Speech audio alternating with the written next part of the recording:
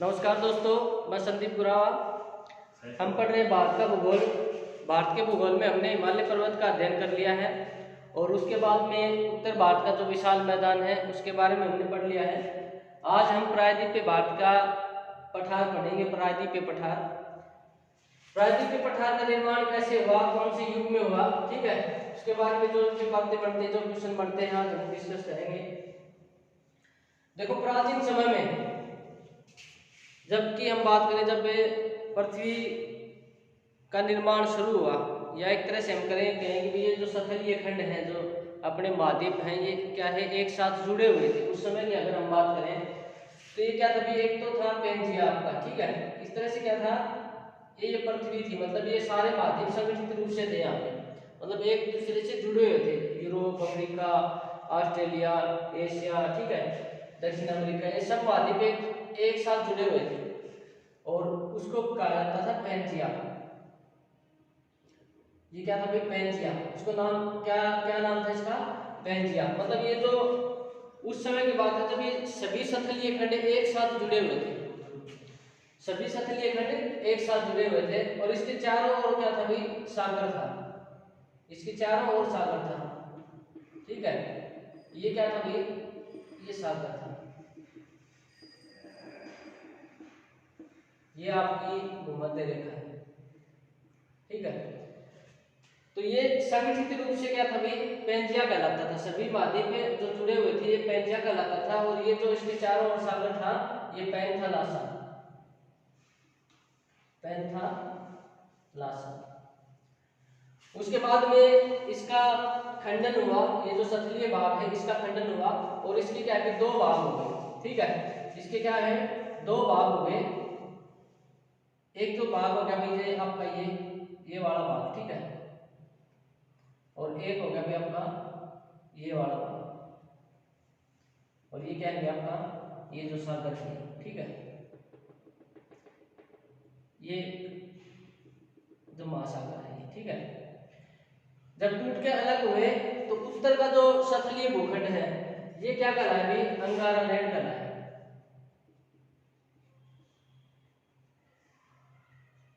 और ये जो दक्षिण का जो सतलीय भूखंड है ये कहलाया आपका गोंडवाना लैंड।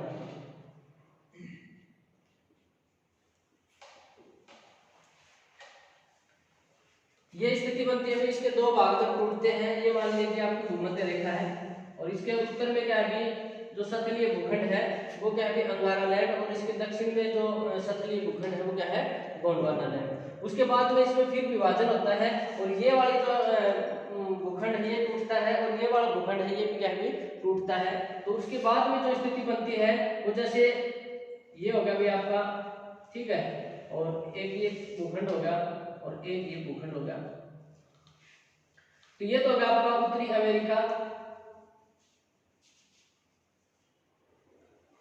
ये हो गया आपका उत्तरी अमेरिका, और ये हो गया आपका एशिया, और यह हो गया आपका यूरोप, ठीक है। तो उत्तरी अमेरिका, एशिया और यूरोप जो महाद्वीप हैं जो अंगारा लैंड के भाग, ठीक है।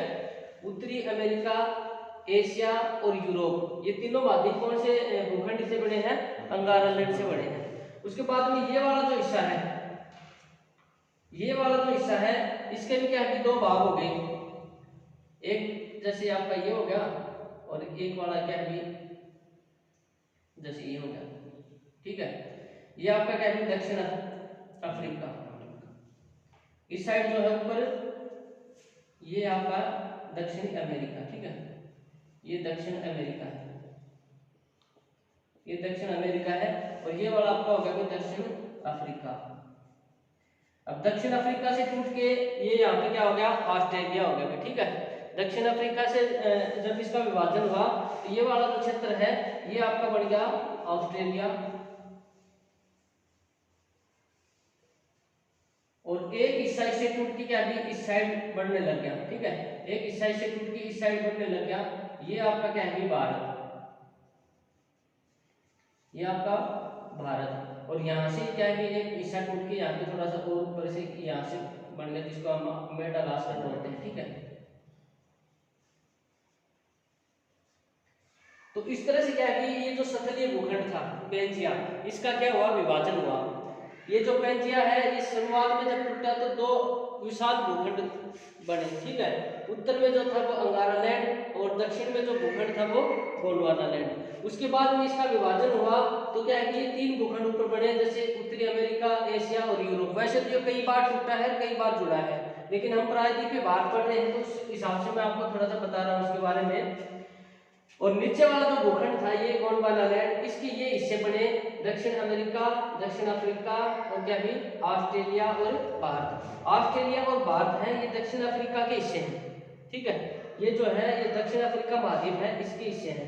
अब ये वाला जो क्षेत्र है अपना, जो भारत का क्षेत्र है, ये क्या भी ये जो प्लेट है जिसको इंडियन प्लेट बोलते हैं, ये इस साइड गति कर रही थी, ये इस साइड गति कर रही थी, मतलब एशिया की तरफ। ये मान लीजिए एशिया यहाँ पे है, तो ये हम थोड़ा इसको यहाँ बढ़ा दें, तो ये जो है ना, ये क्या है कि इस साइड गति कर रही थी। और यहाँ पे क्या था, वो सागर था, इसको हम क्या बोलते हैं, तैतीस सागर, या तैतीस सागर में अवसाद जमा था। और ये धीरे धीरे क्या है इस साइड बढ़ रही थी। इसका आकार था ना, वो एक तरह से क्या है कि त्रिभुजाकार में थी, ये आकार था इसका, ठीक है। अब इस साइड क्या था, ये आपका एशिया। अब ये धीरे धीरे बढ़ रही थी, यहाँ पे सागर था, सागर के जो तल के ऊपर क्या था, मतलब बहुत ज्यादा मलबा जमा हुआ था। और इस साइड ये क्या थी, ये आपकी अंगारा लैंड की भूमि थी, ठीक है। और ये दोनों जब आपस में टकराई तो यहाँ पे क्या हुआ, हिमालय पर्वत का निर्माण जो हमने पढ़ा था, तो यहाँ पे क्या है कि हिमालय हुआ। और हिमालय होने के बाद में जैसे यहाँ पे थोड़ा मतलब वो बच गई गर्त, जिस तरह से मतलब छिछला सागर बच गया, पूर्ण रूप से ये 33 सागर था खत्म नहीं हुआ। तो हिमालय की नदियों के द्वारा यहाँ इस क्षेत्र में क्या बना दिया, फिर मैदान बना दिया। तो ये क्या बनता है अपना, प्रायद्वीपीय भारत बनता है। और इसके उत्तर में क्या है, ये उत्तर भारत का विशाल मैदान, जिसका हमने कल अध्ययन किया था, हिमालय की नदियों के द्वारा निर्मित। और ये वाला जो हिस्सा है, ये क्या है, ये गोंडवाना लैंड का हिस्सा है। कई बार क्वेश्चन पूछते हैं भी प्रायद्वीपीय भारत का जो भूखंड है ये किसका हिस्सा है, तो कौन सा इसका हिस्सा है, गोंडवाना लैंड का हिस्सा है, जो दक्षिण अफ्रीका से टूट के अलग हुआ था, ठीक है, जो दक्षिण अफ्रीका से टूट के अलग हुआ था। ये जो प्रायद्वीपीय भारत है, इसमें क्या अभी सबसे पुरानी चट्टानें मिलती हैं, सबसे पुरानी जो चट्टानें हैं, आर्कियन क्रम की चट्टानें जिसको हम बोले, ठीक है। सबसे पहले कौन सी चट्टानें निर्मित हुई थी, आर्कियन क्रम की चट्टानें निर्मित हुई थी। तो आर्कियन क्रम की चट्टानों के बाद में क्या है, धारवाड़ क्रम की चट्टानें, ठीक है। तो ये जो चट्टानें ये क्या है अपने मूल रूप में है अब है नहीं, और ये क्या है अपरदित हो गई है, एक तरह से क्या है ये घिस गई है, ठीक है। और सबसे प्राचीन चट्टानों से ये निर्मित है प्रायद्वीपीय पठार। ये प्रायद्वीपीय पठार जो है ये खनिजों की दृष्टि से क्या है भी बहुत ही समृद्ध है, क्योंकि जिस समय पृथ्वी बड़ी उसी समय का बना हुआ है, तो बहुत पुराना है और सबसे पुरानी चट्टानें भी इसमें है। तो इसको हम अलग अलग तरह से पढ़ेंगे, मतलब इसका जो विभाजन है वो कई तरीके से करेंगे। इसका वर्गीकरण भाई उत्तर का जो प्रायद्वीपीय पठार है वो पढ़ेंगे, फिर पूर्व में प्रायद्वीपीय पठार है कौन कौन से हिस्से में पढ़ेंगे, उसके बाद में पश्चिमी घाट, पूर्वी घाट, ठीक है, दक्कन का पठार, उत्तरी दक्कन का पठार, महाराष्ट्र का पठार, तो अलग अलग तरीके से हम इसको पढ़ेंगे। तो इसका विस्तार हम देखेंगे कि प्रायद्वीपीय पठार का जो विस्तार है वो कहाँ कहाँ पे है, किस तरह से है। ये थोड़ा सा समझाने के लिए कि किस तरह से ये पेंजिया था और अंगारा लैंड और गोंडवाना लैंड, गोंडवाना लैंड से अलग होकर ये क्या है अपना भारत बना है।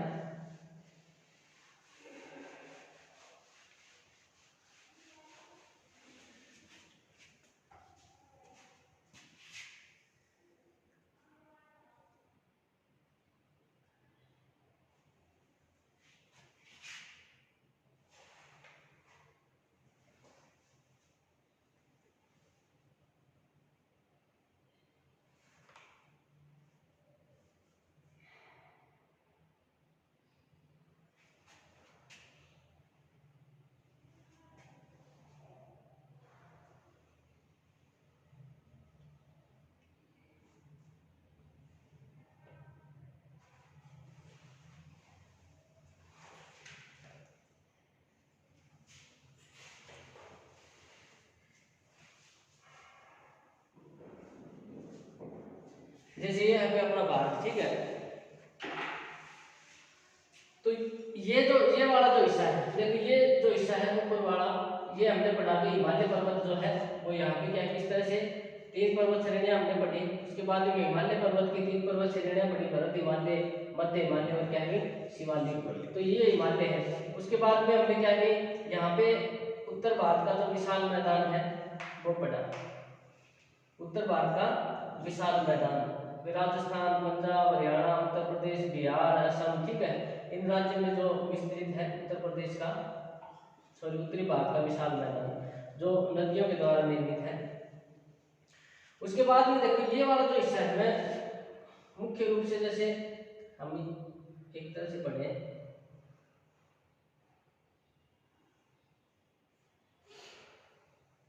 भारत का ये वाला जो हिस्सा है, ठीक है, ये है आपका प्रायद्वीपीय पठार, इसको बोलते हैं प्रायद्वीपीय पठार। प्रायद्वीपीय पठार जो है इसकी उत्तर में क्या है चौड़ाई अधिक है और दक्षिण में ये क्या है नुकीला हो जाता है। प्रायद्वीपीय पठार उत्तर में चौड़ा है और दक्षिण में क्या है ये नुकीला हो जाता है। प्रायद्वीपीय पठार के ये कौन सी दिशा होगी, उत्तर पश्चिम, ठीक है, ये वाली जो दिशा है ये कौन सी होगी, उत्तर पश्चिम। तो यहाँ पे उत्तर पश्चिम में क्या है अरावली पर्वत श्रृंखला है, यहाँ अरावली पर्वत श्रृंखला है। उसके बाद में यहाँ मध्य प्रदेश में विंध्याचल पर्वत है, विंध्याचल पर्वत है। इस साइड देखो ये वाला जो हिस्सा है, ठीक है, जैसे ये वाला जो हिस्सा है और ये यहाँ पे है, ठीक है, जैसे यहाँ पे जो मेघालय है, ठीक है, तो मेघालय में क्या है इस साइड राजमहल की पहाड़ियाँ, यहाँ पे क्या है राजमहल की पहाड़ियाँ, और इस साइड क्या है ये जो गैप पड़ता है ना राजमहल गारो गैप बोलते हैं इसको। ये यहाँ पे कौन सी पहाड़ी है, मेघालय में गारो, ठीक है, और यहाँ पे कौन सी पहाड़ियाँ हैं, राजमहल पहाड़ियाँ, ठीक है, राजमहल पहाड़ियाँ। तो इसके पूर्व में क्या है राजमहल पहाड़ी व राजमहल गारो गैप है। ये जो मेघालय की 3 पहाड़ियां मैंने बताई थी गारो, खासी, जयंतिया, वो इसी प्रायद्वीपीय पठार का भाग है। ये वाला जो पश्चिम बंगाल का जो मैदान है ये नदियों के द्वारा बाद में ये कट गया और यहाँ पे गैप हो गए, मैदानी भाग हो गया, लेकिन ये जो हिस्सा है ये क्या है प्रायद्वीपीय भाग का पठार का ही भाग है। और इसके क्या है इस साइड ये जो है ये पर्वत श्रृंखला है, यहाँ पे ये जो पर्वत श्रृंखला है इसको हम बोलते हैं पश्चिमी घाट, पश्चिमी घाट। और ये जो पर्वत श्रृंखला है इसको हम बोलते हैं पूर्वी घाट।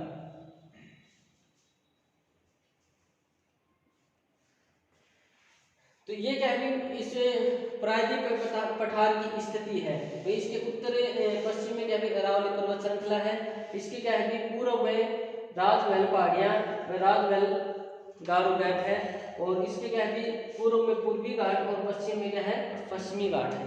तो ये थोड़ा सा समझने के लिए ये इसकी क्या है स्थिति बनती है। अब हम इसको अध्ययन कैसे करेंगे भी, इसका अध्ययन की दृष्टि से हम वर्गीकरण करेंगे। तो इसका वर्गीकरण हम किस तरह से करेंगे, यहाँ पे एक नदी बहती है, ठीक है, और उस नदी का नाम है भी नर्मदा नदी, ठीक है, यहाँ एक नदी बहती है और उस नदी का नाम है नर्मदा नदी। नर्मदा नदी जो है यहाँ एक भ्रंश का निर्माण करती है, भ्रंश का मतलब होती है दरार, ठीक है। तो नर्मदा भ्रंश जो है उसके उत्तर में जो प्रायद्वीपीय पठार है, नर्मदा भ्रंश के उत्तर में जो प्रायद्वीपीय पठार है उसको हम अलग पढ़ेंगे, और नर्मदा भ्रंश के दक्षिण में जो प्रायद्वीपीय पठार है उसको हम अलग पढ़ेंगे। तो नर्मदा भ्रंश जो है इसके उत्तर में हम कौन कौन सी चीजें पढ़ेंगे। नर्मदा भ्रंश के उत्तर में सबसे पहले तो आती है आपकी ये विंध्याचल पर्वत श्रृंखला, ठीक है, जैसे आपकी होगी विंध्याचल पर्वत श्रृंखला, और सबसे उत्तर पश्चिम में आती है सॉरी अरावली, सबसे पहले आ गई आपकी अरावली, ठीक है, अरावली पर्वत श्रृंखला।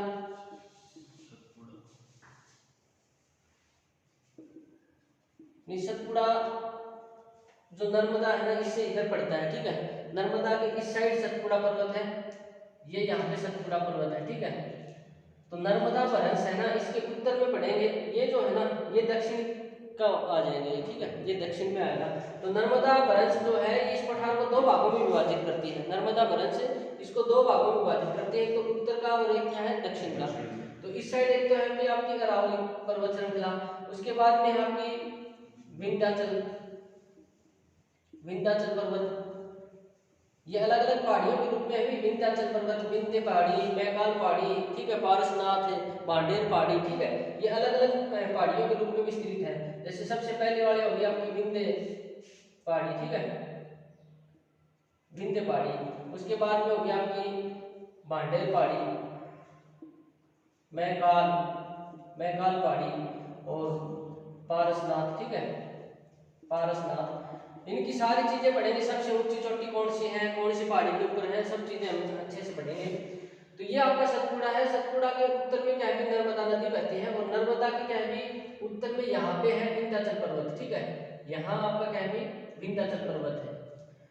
तो ये आपका क्या है विंध्याचल पर्वत। उसके बाद में यहाँ एक पठार है जिसको हम बोलते हैं राजस्थान में मेवाड़ का पठार, ठीक है, मेवाड़ का पठार। मेवाड़ के पठार के जैसे ये आपका मेवाड़ का पठार हो गया। उसके बाद में यहाँ पे क्या है मालवा का पठार है, ठीक है, यहाँ आपका क्या है मालवा का पठार।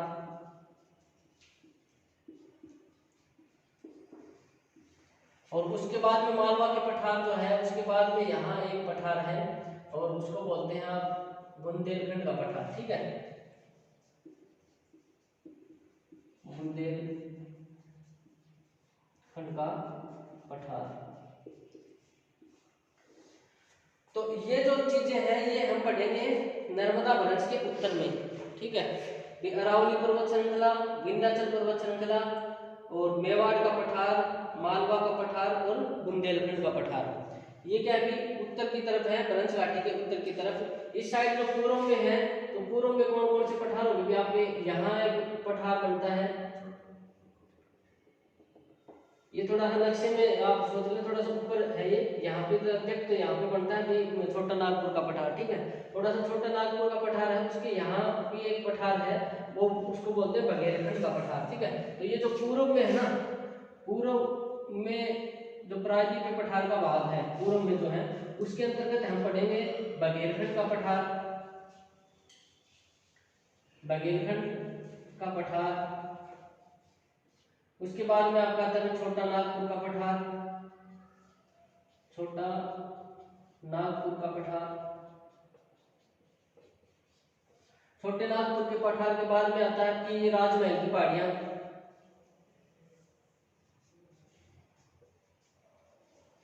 राजमहल की पहाड़ियां। और फिर आता है यहाँ एक नदी बहती है और उस नदी का नाम है महानदी बेसिन, ठीक है, उसके बाद में पढ़ेंगे महानदी बेसिन।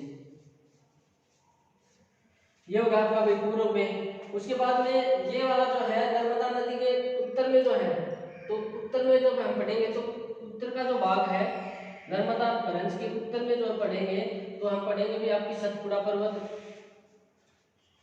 सतपुड़ा पर्वत श्रृंखला।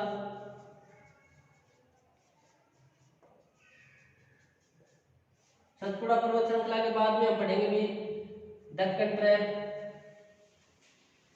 दक्कन का पठार जिसको हम बोलते हैं। दक्कन के पठार को 2 भागों में बांटेंगे, उत्तरी दक्कन का पठार, उत्तरी दक्कन और महाराष्ट्र का पठार, महाराष्ट्र का पठार। उसके बाद में पढ़ेंगे कर्नाटक का पठार, कर्नाटक का पठार, तेलंगाना का पठार,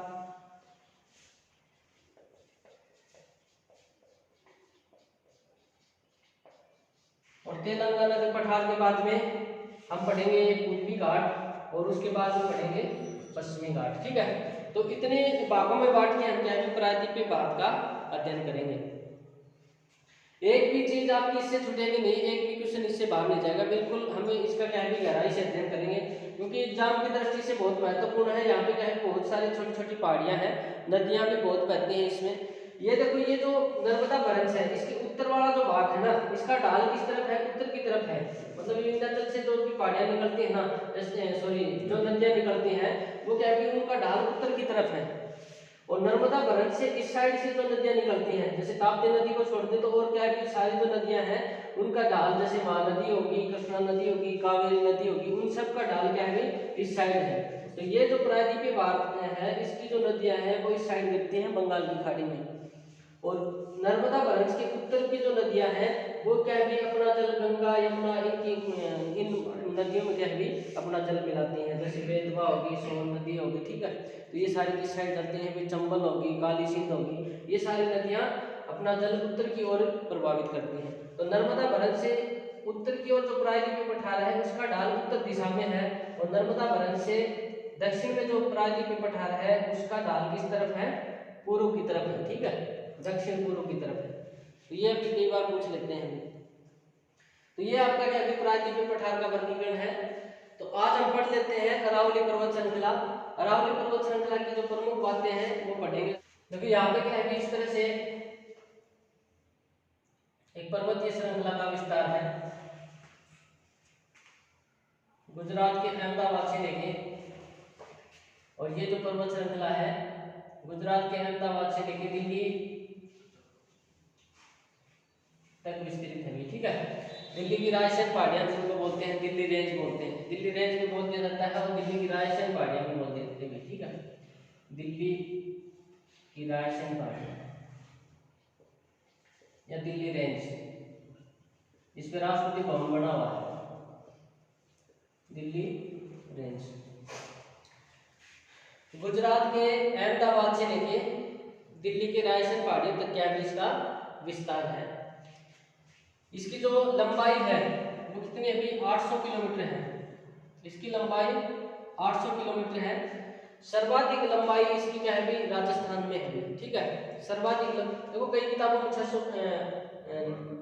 992 भी लिखा हुआ शायद, ठीक है, लेकिन सही जो है ना वो 800 किलोमीटर है इसकी लंबाई।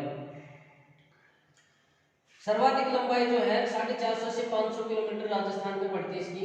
तो अरावली पर्वत का सर्वाधिक जो विस्तार है वो कौन से राज्य में है, राजस्थान में है, ठीक है।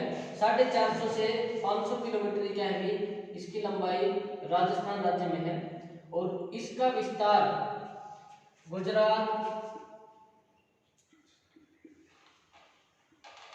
उसके बाद में भी राजस्थान, हरियाणा और दिल्ली, हरियाणा और दिल्ली राज्य में। अरावली पर्वत श्रृंखला जो है ये विश्व की सबसे प्राचीनतम पर्वत श्रृंखला है, विश्व की सबसे प्राचीनतम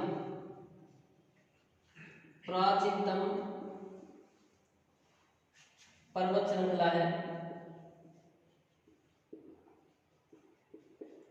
और अब ये क्या है एक अवशिष्ट पर्वत का उदाहरण बचा हुआ है। अवशिष्ट पर्वत क्या होता है भी, जो पर्वत जगह जगह से क्या है टूट गया हो, जो मतलब क्या है अपनी पहले वाली स्थिति में नहीं रहा हो, मतलब इस अत्यधिक मात्रा में इसका अपर्दन व निक्षेपण हो चुका हो। जैसे ये पर्वत है, यहाँ मैदानी भाग आ गया, फिर पर्वत है, फिर मैदानी भाग, फिर पर्वत है, फिर मैदानी भाग, ठीक है। तो अरावली पर्वत की जो सिचुएशन है वो इसी तरह से है भाई, कहीं कहीं पहाड़ियां दिखाई देती हैं, कुछ दूरी पे क्या है एकदम से समतल मैदान आ जाता है, उसके बाद में फिर पहाड़ियां, फिर समतल मैदान, फिर पहाड़ियां, फिर समतल मैदान। तो ये क्यों अभी लंबे समय तक इस पे क्या है अपर्दन चलता रहा, ठीक है, और निक्षेपण होता रहा, तो ये क्या है मैदान बढ़ गए बीच बीच में कट के। तो ये क्या है एक अवशिष्ट पर्वत है। अरावली पर्वत श्रृंखला जो है ये कौन सी चट्टानों से निर्मित है, मैंने कल क्वेश्चन किया था कौन सी चट्टानों से निर्मित है, धारवाड़ क्रम की चट्टानों से बनी हुई है, ठीक है। आर्कियन क्रम की चट्टानों के बाद में क्या है धारवाड़ क्रम की चट्टानें बनी थी, और धारवाड़ क्रम की चट्टानों से क्या है अरावली पर्वत श्रृंखला बनी हुई है। इसकी औसत ऊंचाई 600 से क्या है 920 मीटर है, और इसका निर्माण, अरावली पर्वत का निर्माण 600 से 570 मिलियन वर्ष पूर्व हुआ था, 600 से 570 मिलियन वर्ष पूर्व, 670 से 500 600 से 570 मिलियन वर्ष पूर्व इसका क्या है निर्माण हुआ था। तो ये क्या है बहुत पुरानी पर्वत श्रृंखला है। उसके बाद में ये जो अरावली पर्वत श्रृंखला है, इसके पश्चिम से दो नदी निकलती है भाई। एक तो नदी निकलती है लूनी नदी,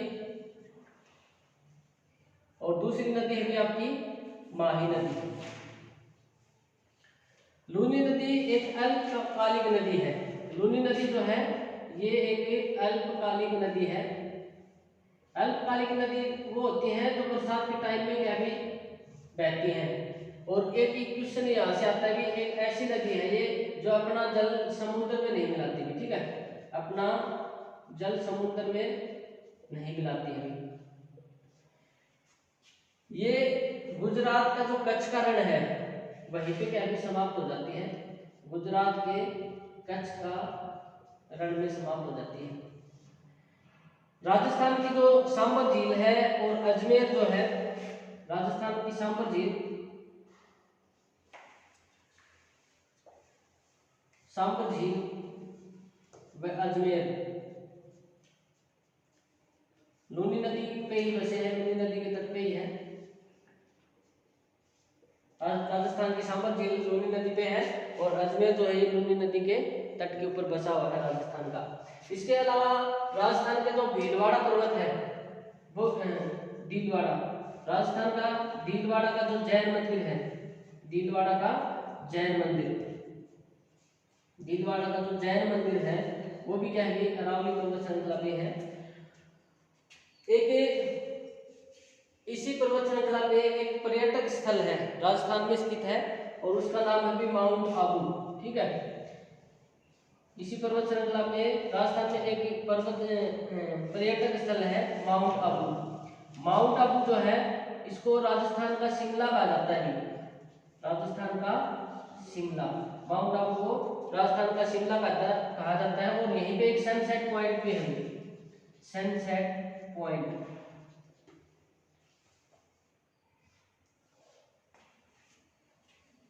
ये क्या है अरावली पर्वत श्रृंखला है। खनिजों की दृष्टि से ये क्या है बहुत समृद्ध है और यहाँ राजस्थान में क्या है खनिजों की दृष्टि से और भी ज्यादा महत्वपूर्ण है।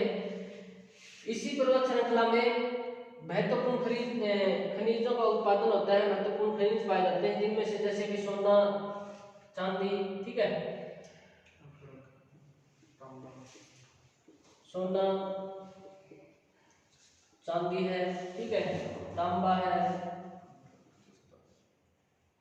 ये प्रमुख खनिज क्या है यहाँ पे मिलते हैं राजस्थान में। तांबा का जो है खेतड़ी व झुंझुनू की जो खाने हैं, खेतड़ी व झुंझुनू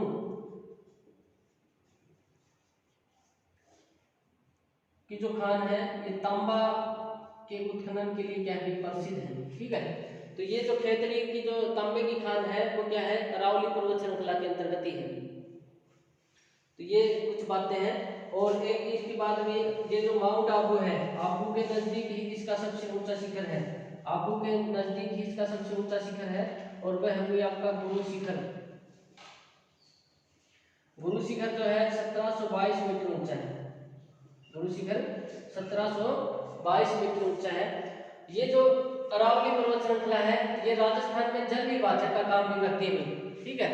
राजस्थान का जो ये जो अरावली पर्वत श्रृंखला है इसके पश्चिम में क्या भी वर्षा कम होती है, इसके अरावली के पश्चिम में वर्षा कम होती है। तो ये जो पश्चिमी भाग है राजस्थान का ये मरुस्थल में परिवर्तित हो गया है, पश्चिमी मरुस्थल जिसको हम बोलते हैं, थार मरुस्थल का भाग है, ठीक है। तो ये जो अरावली पर्वत श्रृंखला है ये जल विभाजन का काम भी करती है और यहीं से क्या है इस तरह से एक 50 सेंटीमीटर समरेखा भी गुजरती है, 50 सेंटीमीटर समरेखा।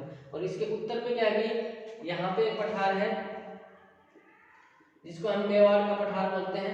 राजस्थान में यहाँ मेवाड़ का पठार है और मेवाड़ के पठार के यहाँ पे क्या है मालवा का पठार है और मालवा के पठार के यहाँ पे क्या है बुंदेलखंड का पठार है। तो ये क्या है आपकी अरावली पर्वत श्रृंखला है और इससे क्या है जुड़ी हुई प्रमुख बातें हैं ये अरावली पर्वत श्रृंखला। और नदियों के बारे में जो और बातें हैं वो हम जब नदी पढ़ेंगे तब पढ़ेंगे, ठीक है।